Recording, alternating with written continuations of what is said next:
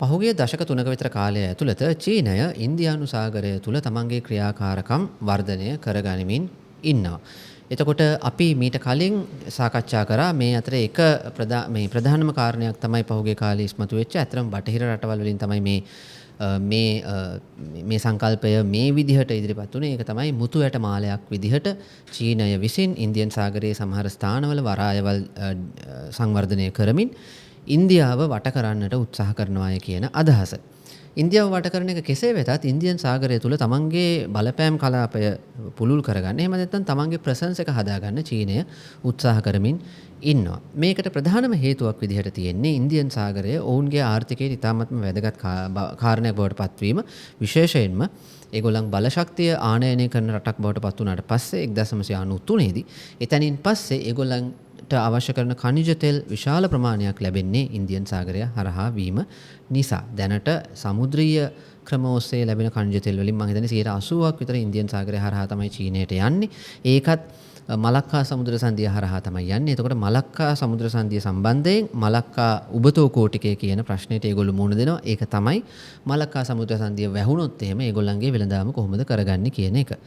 ඒකට විකල්පයක් විදිහට ඒගොල්ලන් වෙනත් රටවල් ඔස්සේ තමන්ගේ වෙළඳ මාර්ග හදාගන්නට කල්පනා කරා. අපි මේ ගැන මීට කලින් සාකච්ඡා කරා අපේ channel එකේ. ඒකත් මතක් කරන්න ඕනේ. ඒ වගේම එහිදී අපිට සාකච්ඡා කරන්න බැරි වෙච්ච අපි සාකච්ඡා නොකර අතහැරලා ආපු මාතෘකාවක් ගැන තමයි අද විශේෂ අවධානය යොමු කරන්න හිතුවේ. මියන්මාරය ගැන. ඕගොල්ලන් channel එකට අලුත් නම් මගේ නම චාමර සුමනපාල. අපි අද මේ කරන්නේ Next Watch Studio එකේ ඉඳලා Next Watch channel එකත් subscribe කරන්න කියලා මතක් කරනවා. ඒ වගේම අපේ channel එකත් subscribe කරන්නයි කියලා මතක් කරනවා. අපි ඉන්දියන් සාගරයේ බල අරගල ගැන සීරීස් එකක්ම කරා පහුගිය දවස්වල. ඒක තවදුරටත් අප්ඩේට් වෙමින් පවතිනවා. මේකත් ඒ සීරීස් එකේම එක කොටසක් විදිහට තමයි අපි කටයුතු අපි කරන්නේ. ප්ලේලිස්ට් එකක් තියෙනවා ඉන්දියන් සාගරයේ බල අරගල පිළිබඳව. ඒක වැදගත් වෙන්නේ ඉන්දියන් සාගරය තමයි මේ වෙනකොට මම හිතන්නේ ලෝකයේ සමුද්‍රීය වෙළඳාමෙන් ඉතාමත්ම සැලකිය යුතු කොටසක් සිද්ධ වෙන. විශේෂයෙන්ම චීනය, ඉන්දියාව වගේ රටවල් එක්ක ඉතාමත්ම වැදගත් සමුද්‍රීය කලාපයක් බවට පත් වෙලා තියෙන. ඒකින්ද වැඩි කතා බහකට ලක් නොවුනට ඉන්දියන් සාගරයේ බල අරගල කියන එක ඉතාමත්ම වැදගත් කාරණයක් බවට පත් වෙනවා. එතෙන්දි ලංකාවත් හරියටම මැද්දේ පිහිටලා තියෙන හින්දා අපිටත් මේවා ඉතාමත්ම වැදගත් වෙනවා. මං මැප් එකකට යන්න කැමතියි පහසුවට ඕගොල්ලන්ට පෙන්눔 කරන්න. මෙන්න මේ Google Map එකේ අපිට පේනවා මලක්කා සමුද්‍ර සංධිය තියෙනවා. මෙතනින් තමයි චීනයට වෙළඳ මාර්ග හැදෙන්නේ. එතකොට ඒගොල්ලන් මේ වෙළඳ මාර්ගය බ්ලොක් වුණොත් මොකද මේ වෙළඳ මාර්ගය බ්ලොක් කිරීමේ හැකියාව හදිස්සි අවශ්‍යතාවයකදී ඇමරිකාවේ නාවික හමුදාව ඇවිල්ලා මේ වෙළඳ මාර්ගය බ්ලොක් කරොත් එහෙම ප්‍රශ්නයක් එන්න පුළුවන්. ඊළඟට මෑත කාලෙකදී තවත් අවධානය යොමු වෙලා තියෙනවා විශේෂයෙන්ම මේ අන්දමන් සහ නිකබාර් දූපත් සම්බන්ධයෙන්. අපි ඒකත් අපේ මේ ඉන්දියන් සාගර කලාපය ගැන කතා කරනකොට සාකච්ඡා කරා. අපේ ප්ලේලිස්ට් එකේ ඒකත් ඇති. ඉතින් මේ අන්දමන් සහ නිකබාර් දූපත් සම්බන්ධයෙන් උත් ඇවිල්ලා තියෙන අවධානයත් එක්ක ආපහු මේ මලක්කා සමුද්‍ර සංධිය පිළිබඳ සාකච්ඡාව මතුවලා තියෙනවා. එතකොට මේ මලක්කා සමුද්‍ර සංධිය මගහැර යෑම සඳහා චීනය රටවල් දෙකක් එක්ක ආර්ථික කොරිඩෝ හදාගන්න උනන්දු වුණා. එකක් තමයි පාකිස්තානයේ චයිනා පාකිස්තාන ඉකොනොමික් කොරිඩෝ එක. අපි ඒක ගැන කලින් වීඩියෝ එකේදී සාකච්ඡා කරා. අනික තමයි මියන්මාරය. චයිනා පාකිස්තාන ඉකොනොමික් කොරිඩෝ එක කතා කරනකොට ඕගොල්ලන්ට අපි කතා කරපු දෙයක් තමයි මේකේ අභ්‍යන්තර දේශපාලනය කන්ට්‍රෝල් කරන්න බැරි වීම. පාකිස්තානයේ අස්ථාවර දේශපාලන තත්ත්වය චීනයට කොයි විදිහටද බලපාලා තියෙන්නේ කියලා. ඇත්තටම චයිනා පාකිස්තාන ඉකොනොමික් කොරිඩෝ වැඩපිළිවෙල හිතපු තරම් සාර්ථක වෙලා නැහැ. මියන්මාරයේ පැත්තට ආවත් ප්‍රශ්නේ ඒ වගේමයි. දැන් මම මේකත් එක්කම තව මැප් එකකට shift වෙන්නම්. මේක ඕගොල්ලන්ට පේනවා ඇති. මේ තියෙන්නේ චෞක්ෆු මම හිතන්නේ මේක ප්‍රොනවුන්ස් කරන්න එහෙමයි. මියන්මාරයේ රඛයින් පළාතේ රම්රී දූපතේ තියෙන චෞක්ෆු කියන නගරය. මේක පුංචි වරායක්. මෙතන වරාය වැඩි දියුණු කරලා මේකත් එක්කම තෙල් සහ ගෑස් නල පද්ධති සම්බන්ධ කරලා මෙතනම ඉකොනොමික් zone එකක් හදලා ඔහොම ලොකු වැඩපිළිවෙලක් චීනයේ තිබුණා. මෙතනත් එක්ක තමයි චයිනා මියන්මාර් ඉකොනොමික් කොරිඩෝ එක. චීන මියන්මාර් ආර්ථික කලාපය ආර්ථික කොරිඩෝව සැකසෙන්නට සැලසුම් කරලා තිබුණේ. දැන් අපි මේක පොඩ්ඩක් zoom out කරොත් ඕගලන්ට පේනවා මේ කියන ප්‍රදේශය තියෙන්නේ රඛයින් පළාතේ මේ ප්‍රදේශය රඛයින් පළාත. එතකොට මෙතන ඉඳන් චීනයේ යුනාන් පළාතට තමයි චයිනා මියන්මාර් ඉකොනොමික් කොරිඩෝර එක හදන්න සැලසුම් කරලා තියෙන්නේ. එතකොට මේ කටයුතු අඩාල වෙලා තියෙනවා මේ වෙනකොට විශේෂයෙන්ම මේ වරායේ කටයුතු අඩාල වෙලා තියෙනවා කරගන්න බැරි වෙලා තියෙනවා. ඒ වගේම මේ මියන්මාරයේ මැද්දේ තියෙන මණ්ඩලය කියන නගරය ආශ්‍රිතව මේ දුම්රිය මාර්ග පද්ධතියක් හදන්න සැලසුමක් තියෙනවා මණ්ඩලය වල ඉඳන් චීනය සම්බන්ධ කරන්න. ඒකත් අඩාල වෙලා තියෙනවා. මොකද මියන්මාරය ඇතුලේ සිවිල් යුද්ධයක් තියෙන නිසා. ඇත්තටම චයිනා මියන්මාර් ඉකොනොමික් කොරිඩෝර් එක කියන්නේ Y අකුරක් වගේ හැඩයට හැදෙන ඉකොනොමික් කොරිඩෝර් එකක්. මෙතන මේ චෞක්ෆූ වල ඉඳලා මණ්ඩලය වලට යනවා. ඊට පස්සේ මියන්මාරයේ දකුණු දිග ප්‍රදේශයේ යන්ගොන් වල ඉඳලා මණ්ඩලය වලට යනවා. ඊට පස්සේ ඒ මාර්ග දෙක එකතු වෙලා මෙන්න යන්ගොන් මෙතන තියෙන්නේ, චෞක්ෆූ මෙතන තියෙන්නේ, මෙතනින් මණ්ඩලය වලට, යන්ගොන් වලින් මණ්ඩලය වලට, ඊට පස්සේ මණ්ඩලය වල ඉඳලා යුනාන් පළාතට. එතකොට Y අකුරක් වගේ තමයි ඒකේ හැඩය තියෙන්නේ. හැබැයි මේ වැඩපිළිවෙල අඩපණ වෙලා තියෙනවා මියන්මාරයේ සිවිල් යුද්ධය නිසා. ඉතින් පාකිස්තානයේ වගේම තමයි මියන්මාරයේත් ওই ප්‍රශ්නය මතුවෙලා තියෙනවා. දැන් මියන්මාරයේ සිවිල් යුද්ධය ගැන ඔය ගමම්ම මම කියාගෙන යන්නම් එක එක කණ්ඩායම් මේ ප්‍රදේශ කන්ට්‍රෝල් කරන ආකාරය. මේ මධ්‍යම දිග ප්‍රදේශය බුරුම ජනතාව වැඩිපුර ජීවත් වෙන ඒ ප්‍රදේශය හමුදාවේ පාලනය යටතේ තියෙන්නේ. මියන්මාරයේ දැන් තියෙන හමුදා පාලනයක්. එතකොට ඒගොල්ලන්ගේ පාලනය යටතේ තියෙනවා. නමුත් මේ පරිබාහිර ප්‍රදේශ ගණනාවක් විවිධාකාර සටන්කාමී කණ්ඩායම් විසින් පාලනය කරනවා. රඛයින් පළාත අපි අර කතා කරපු මේ පළාත ප්‍රධාන වශයෙන්ම අරාකන් ආමි කියන සංවිධානය සහ ULA කියන සංවිධානය විසින් පාලනය කරනවා.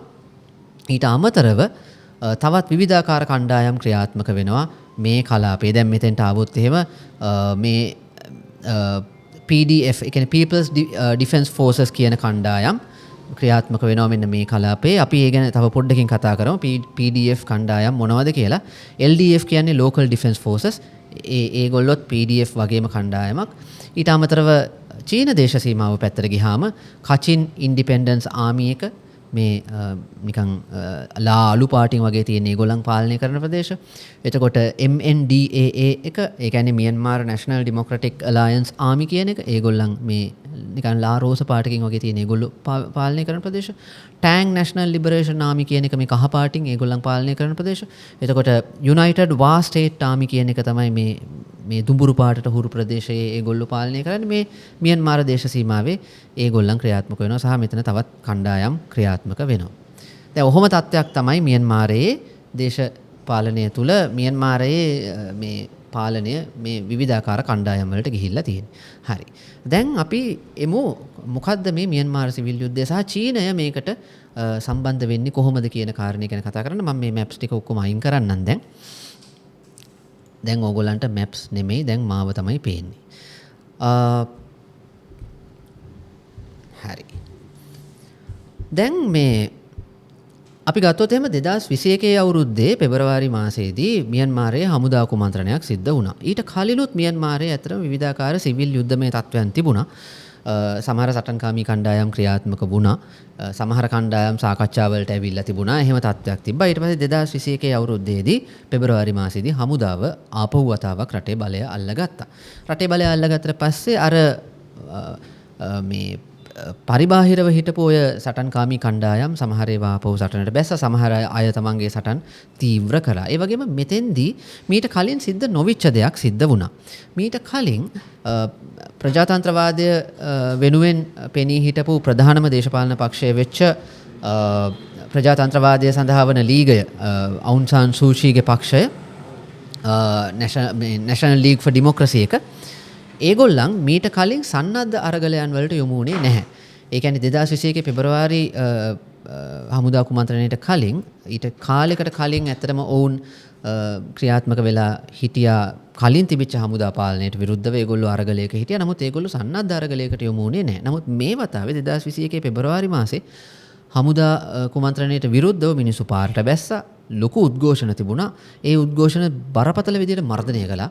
ඒ මර්ධනය කළාම මේ National League for Democracy එකට සම්බන්ධ වෙලා හිටපු සමහර පාර්ශව තීරණය කළා මේ මර්ධනයට විරුද්ධව ප්‍රජාතන්ත්‍රවාදී විදිහට සටන් කරන්න බැහැයි කියලා. එතකොට එහෙම තීරණය කරලා ඒ සමහර කට්ටිය සන්නද්ධ අරගලයක් කරා යොමු වුණා. එතකොට මීට කලින් මියන්මාර පාලනයට විරුද්ධව හමුදා පාලනය වේවා සිවිල් පාලනය වේවා මියන්මාර පාලනයට විරුද්ධව ඔය ප්‍රත්‍යන්ත ප්‍රදේශවල රටේ මේ කියන්නේ දේශ සීමා ප්‍රදේශවල ක්‍රියාත්මක වෙච්ච විවිධාකාර ගෝත්‍රික කණ්ඩායම් වල පදනමක් සහිත විවිධාකාර සන්නද්ධ කණ්ඩායම් හිටියා.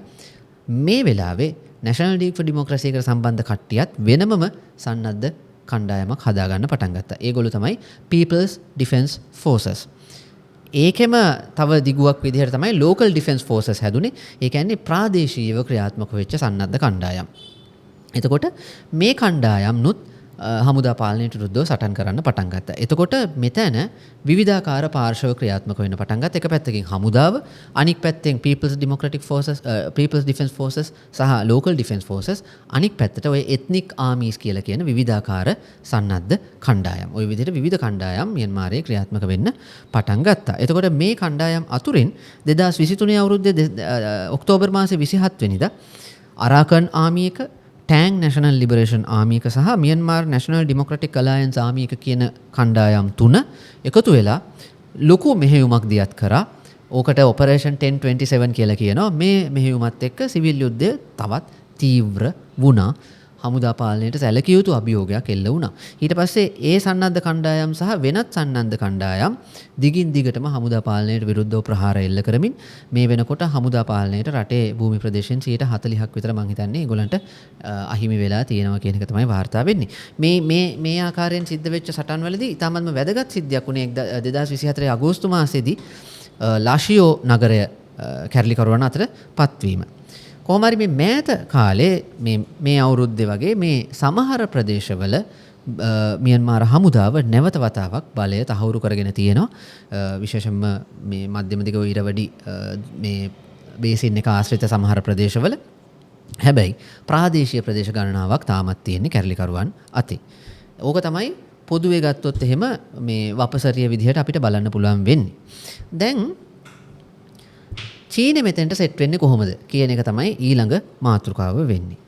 දැන් චීනය සාමාන්‍යයෙන් ජාත්‍යන්තරයේදී එහෙම මිලිටරි ජුන්ටාවට මිලිටරි හුන්ටා කියලා තමයි හරිම වචනේ මිලිටරි හුන්ටාවට සපෝට් කරන තත්වයක් තමයි අපිට පේනෙන්නට තිබෙන්නේ. මොකද හේතුව චීනයත් එක්ක කාලයක් මියන්මාර මිලිටරි පාලකයන් සහ මිලිටරිය හොඳ ගනුදෙනුවක් පවත්වාගෙන ගියා. ඇත්තටම කිව්වොත් මේ හමුදා පාලනයට කලින් වතාවේ 1962 ඉඳන් 2010 විතර වෙනකන් තිබිච්ච හමුදා පාලන කාලය තුල මියන්මාරය වැඩියෙන්ම ගනුදෙනු කළේ චීනෙත් එක්ක. වෙනත් රටවල් එක්ක ගනුදෙනු කරේ බොහොම සීමිතව.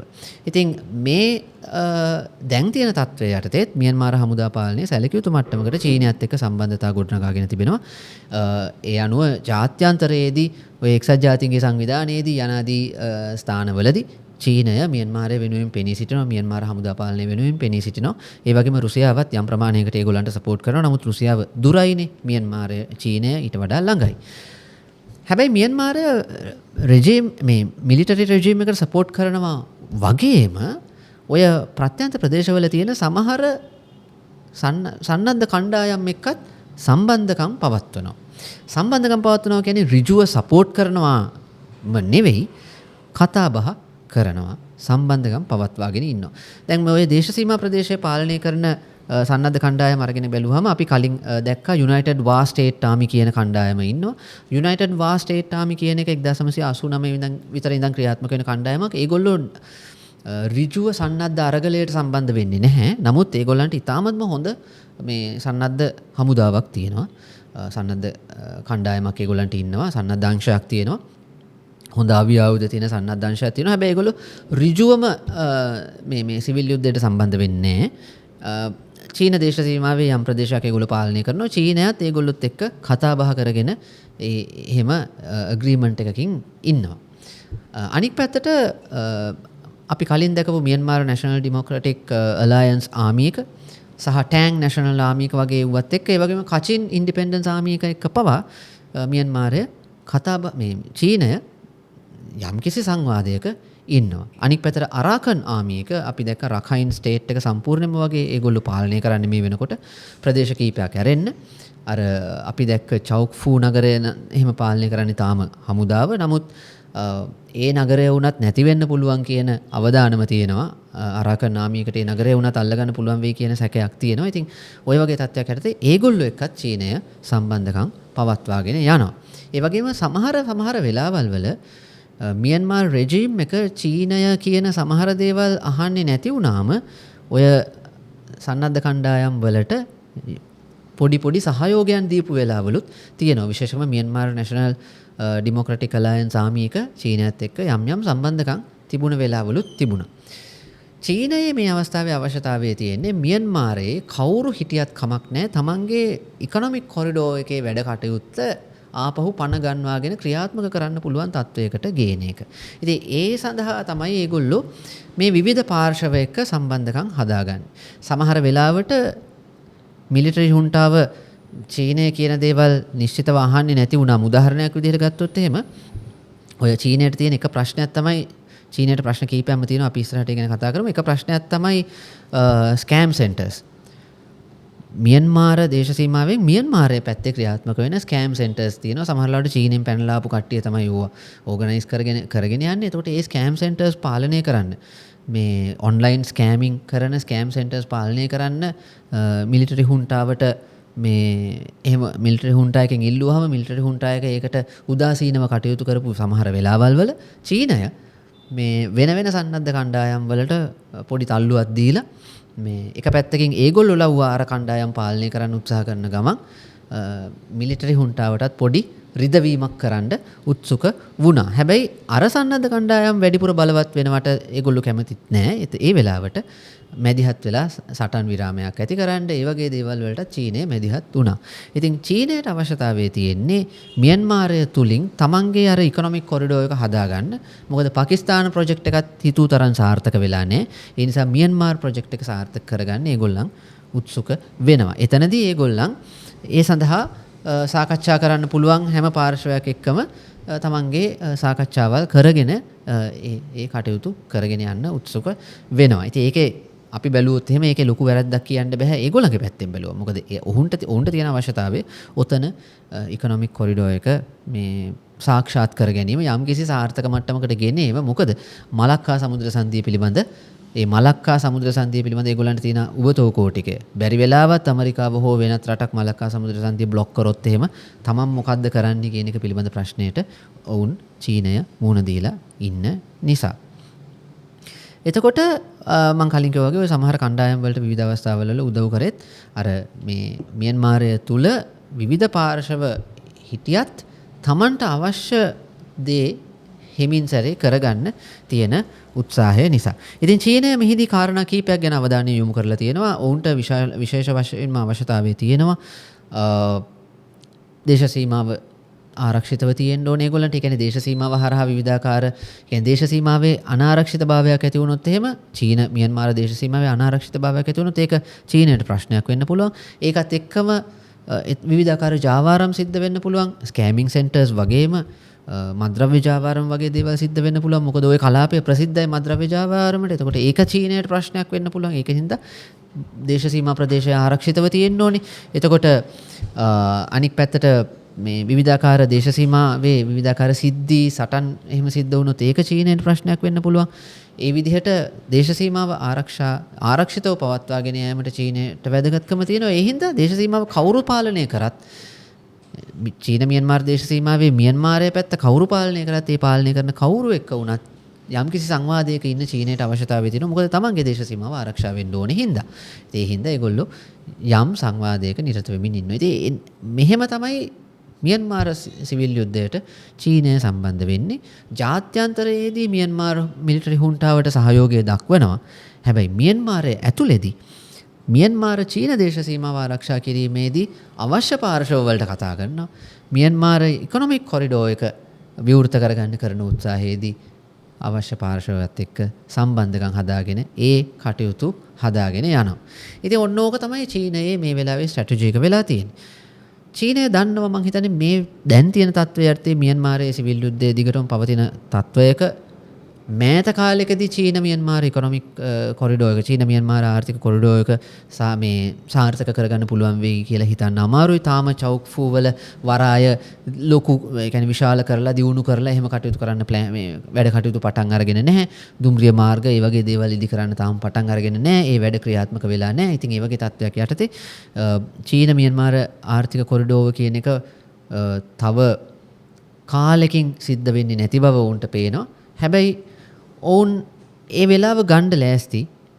ඒ වෙලාව ගන්නකම් මේ කලාපයේ తত্ত্বය තමන්ට අවාසිසහගත නොවෙන්න, තමන්ගේ රටට අනාරක්ෂිත නොවෙන්න, තමන්ගේ දේශ සීමාව ආරක්ෂා වෙන විදියට මැනේජ් කරගන්න, කළමනාකරණය කරගන්න චීනය උත්සුක වෙනවා. එතකොට අපි මතක් කරන්න ඕන දේ තමයි චීනය සෙල්ලම් කරන්නේ දීර්ඝකාලීන ගේම් එකක්. ඒ දීර්ඝකාලීන ගේම් එක ඇතුලේ කෙටි කාලීනව ඔවුන්ට පැහැදිලි ප්‍රශ්නයක් තියෙනවා දේශ සීමා ආරක්ෂාව. චීනයට තියෙන එක ප්‍රශ්නයක් ඒක. මොකද වටේ රටවල් ගණනාවක් චීනයත් එක්ක දේශ සීමා තියෙනවා.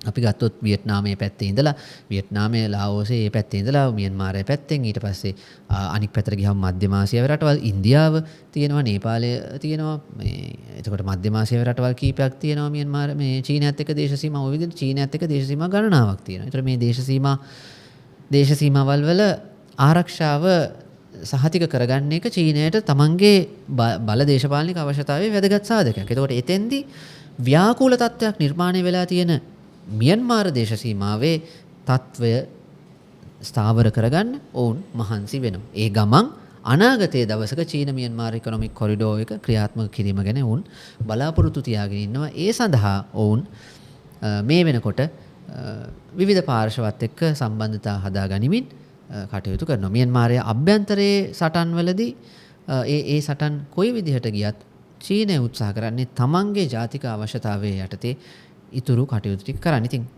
ඕක තමයි මෙතන මියන්මාර සිවිල් යුද්ධයට චීනයේ සම්බන්ධය විදිහට අපට පේනෙන්න තියෙනවා. ඉතින් ඒ වගේම මේ කලාපයේ දේශපාලනය ගැන කතා කරනකොට මියන්මාර සිවිල් යුද්ධය වගේම තවත් අපිට කතා කරන්න මාතෘකා ගණනාවක්ම තියෙනවා. අපි ඉදිරියේදී ඉන්දියන් සාගරයේ බල දේශපාලනය ගැන කතා කරනකොට මේ අග්නිදිග ආසියානු කලාපය පිළිබඳවත් සාකච්ඡා කරන්න බලාපොරොත්තු වෙනවා. මොකද විශේෂයෙන්ම ඉන්දුනීසියාව වගේ රටවල් ඒ පැත්තෙන් සම්බන්ධ වෙන හින්දා ඒ වගේම කාලයක් යෝජනාවක් තිබුණා උතනින් ඇලක් කපන එක ගැන. ඒ ගැනත් අපි වෙලාවක කතා කරන්න බලාපොරොත්තු වෙනවා. ඉතින් ඒ හින්දා channel එක subscribe කරන්න කියලාත් නැවත වතාවක් මතක් කරනවා.